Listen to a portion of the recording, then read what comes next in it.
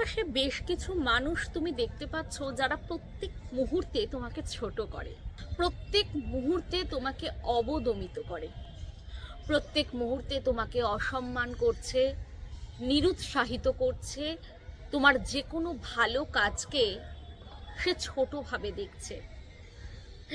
এই ধরনের মানুষ তোমাকে প্রত্যেকটা মুহূর্তে ডিস্টার্ব করে চলেছে। এরা কারা? এরা কারা জানো? এরা টক্সিক মানুষ। তুমি না চাইলেও তোমার আশেপাশে তুমি এই ধরনের মানুষকে দেখতে পারবে, যারা প্রত্যেক মুহূর্তে নেতিবাচক কথা, নেগেটিভ কথায় পরিবেশটাকে ভারাক্রান্ত করে। এই ধরনের মানুষ যদি বন্ধু হয়, যদি অফিস কলিগ হয়, তাদের থেকে তুমি দূরে চলে আসতে পারবে।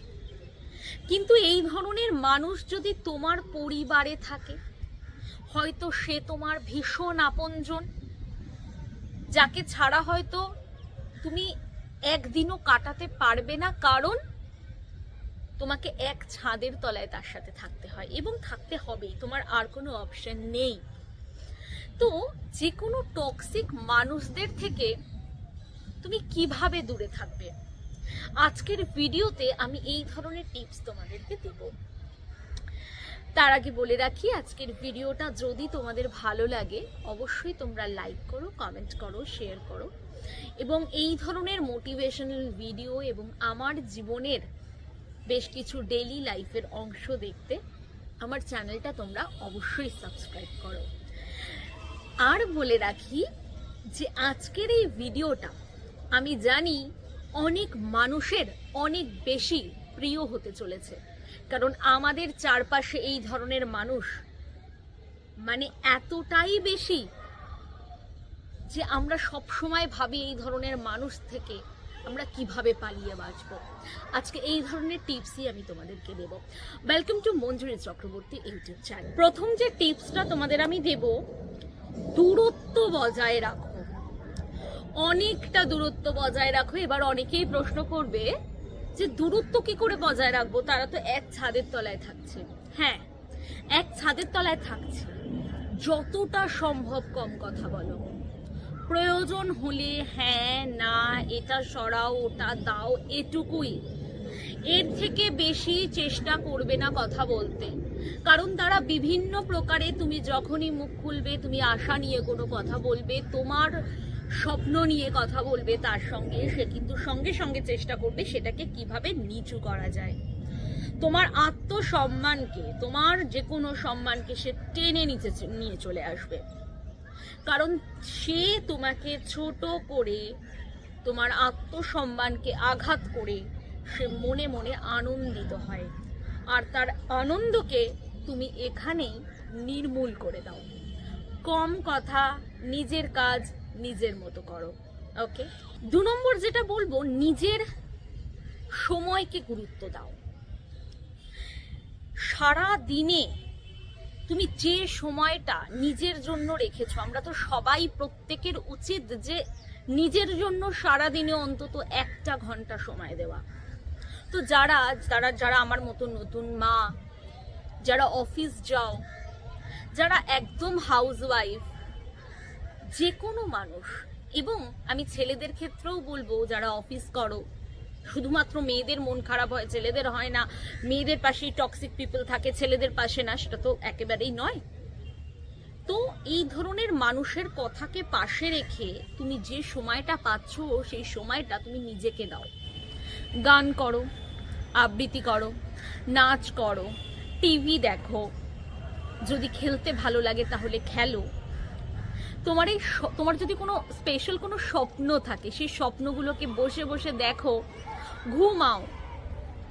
এই প্রত্যেকটা কাজকে সে কিন্তু খাটোই করবে, দেখলে হয়তো কটু কথা বলবে, অপরকে তোমার নামে বলবে।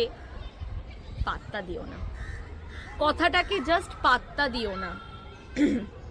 সে তার মতো যা পারে করুক, তুমি তোমার কাজটা করবে, তুমি নিজেকে গুরুত্ব দেবে, কারণ তোমার কাছে নিজের গুরুত্বটা অনেক বেশি। কেউ তোমাকে গুরুত্ব দেবে না, তুমি তোমাকে গুরুত্ব দেবে। তিন নম্বর যে পয়েন্টটা, সবকিছুর জবাব দেবার দরকার নেই, সবকিছু কাউকে জানানোর দরকার নেই। তুমি কি করছো, তোমার সকালবেলা থেকে আজকে এজেন্ডা কি, তুমি কি কোথায় যাচ্ছ, কি ধরনের জামা কাপড় পরবে, যতটা সম্ভব কম বলা যায়। আর কোনো কিছু যদি তোমার অপছন্দ লাগে, তার কোনো আচরণ যদি তোমার অপছন্দ লাগে, যতটা সম্ভব চুপ করে থাকার চেষ্টা করবে। আর যদি সেটা মনে হয় যে আমার এতটাই খারাপ লাগছে যে সেখানে আমার একটা কিছু যদি না বলি সেখানে আমার নিজেকে অনেক ছোট করা হয়ে যাবে, সেই একটা কথা, ছোট কথা বলে তার মুখটাকে বন্ধ করে দেওয়ার চেষ্টা করো। 3 নম্বর পয়েন্ট যে বললাম যে যতটা সম্ভব চুপ থাকার চেষ্টা করবে, তাই তো?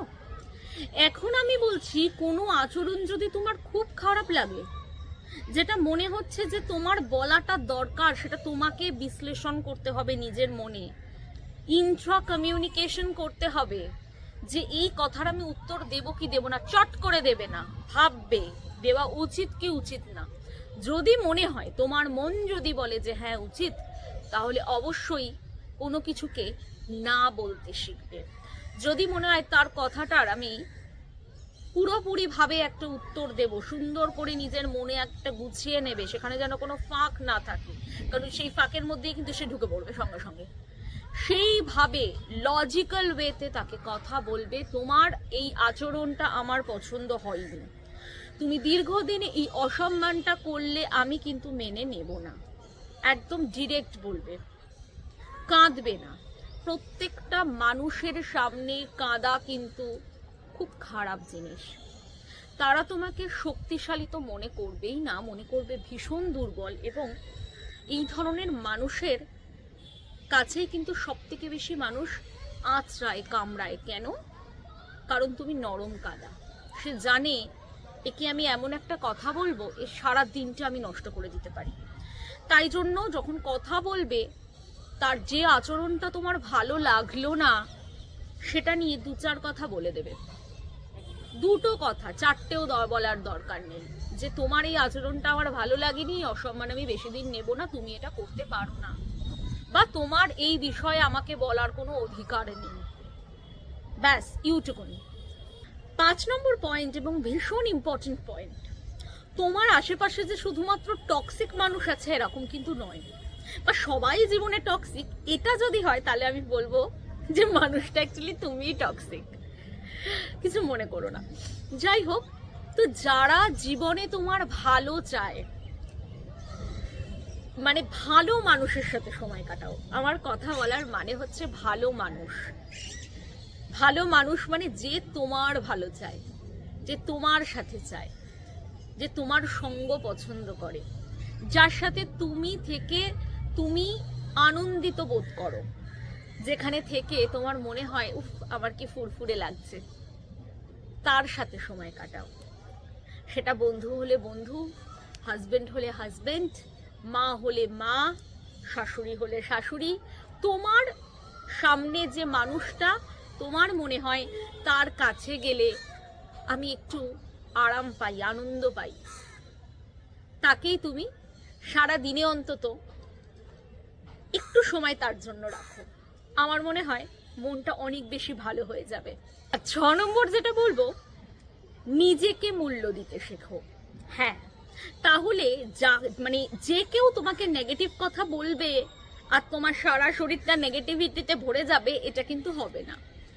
তারা বলছে তুমি নিজেকে না গন্ডারের চামড়া বানাও। তারা অনেক খারাপ কথা বলবে, আবার খারাপ লাগবে, যেটাতে তুমি নিজেকে আবার নতুনভাবে ফিরে পারবে সেই কাজটা করো। কারণ যদি সে বাড়িতে থাকে তাহলে তো তুমি তাকে পুরোপুরি অ্যাভয়েড করতে পারবে না, কিন্তু সরে সরে আসতে হবে। সে বারবার তোমাকে বোমা ছুড়বে, সে বোমা থেকে তোমাকে পালিয়ে আসতে হবে, পালিয়ে আসতে হবে এবং নিজেকে মূল্য দিতে হবে। কারণ সে তো নিজেকে মূল্য দেয় না, তার অবশ্যই অনেক সমস্যা আছে। মাথায় রাখবে, যে তোমাকে ভীষণভাবে ডিস্টার্ব করছে, তার মানে তার জীবনে নিশ্চয়ই কোনো সমস্যা আছে। তাই জন্য সে খারাপ থাকা, এবং সে কিন্তু নিজেও ভালো নেই।